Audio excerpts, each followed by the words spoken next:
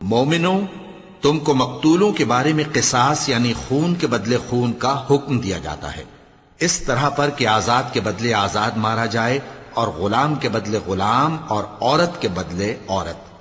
اور اگر قاتل کو اس کے مقتول بھائی کے قصاص میں سے کچھ معاف کر دیا جائے تو وارث مقتول کو پسندیدہ طریق سے قرارداد کی پیروی یعنی مطالبہ خون بہا کرنا اور قاتل کو خوشخوئی کے ساتھ ادا کرنا چاہیے۔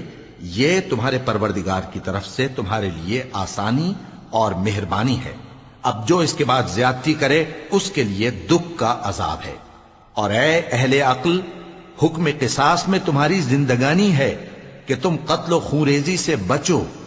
تم پر فرض کیا جاتا ہے کہ جب تم میں سے کسی کو موت کا وقت آ جائے تو اگر وہ کچھ مال چھوڑ جانے والا ہو تو ماں باپ اور رشتہ داروں کے لیے دستور کے مطابق وصیت کر جائے۔ اللہ